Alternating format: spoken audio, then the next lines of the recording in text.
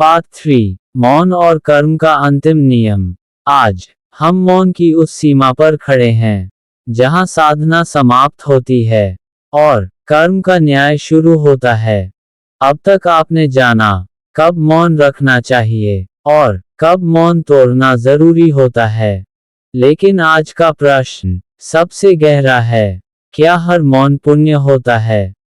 या कुछ मौन ऐसे भी होते हैं जो जीवन भर पीछा नहीं छोड़ते? मौन का अंतिम नियम क्या है? शास्त्र कहते हैं, कर्म केवल करने से नहीं बनता, कर्म न करने से भी बनता है। जब आप अन्याय देखते हैं और चुप रहते हैं, जब आप सत्य जानते हैं और मौन साध लेते हैं, तो समझ लीजिए वह मौन साधना नहीं रहता, वह मौन कर्म बन जाता है। कब मौन पाप बन जाता है? ध्यान से सुनिए, जब किसी निर्दोष के साथ अन्याय हो और आप सुविधा के कारण चुप रहें, जब अपमान हो और आप डर के कारण न बोलें, जब सत्य बोलना आपकी जिम्मेदारी हो और आप चुप्पी ओढ़ लें, तो शास्त्र कहते हैं वह मौन भी लिखा जाता है। कर्म का नियम केवल शब्द नहीं सुनता, वह नियत और साहस को पढ़ता है। फिर मौन कब पुण्य होता है?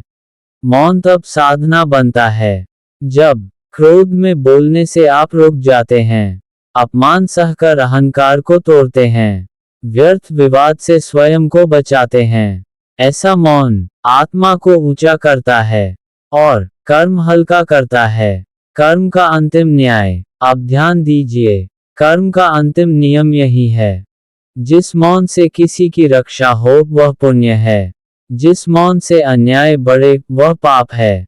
ईश्वर आपके शब्द नहीं गिनता, वह आपके मौन का कारण पूछता है। जीवन में दुख क्यों लौटता है? कई लोग कहते हैं, मैंने कुछ गलत किया ही नहीं, लेकिन उन्होंने कभी यह नहीं देखा कि कहाँ वे चुप रहे जहाँ बोलना आवश्यक था। अधूरे कर्म अक्सर मौन के कारण अधूरे रह जाते हैं, और वही कर्म रिश्तों में, बीमारी में और मानसिक पीड़ा में लौट कर आते हैं। समाधान क्या है?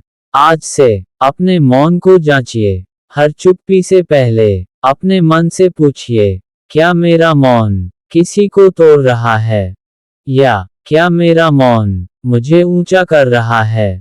यदि उत्तर स्पष्ट हो तो डरिए मत, सत्य के साथ खड़े हो जाए।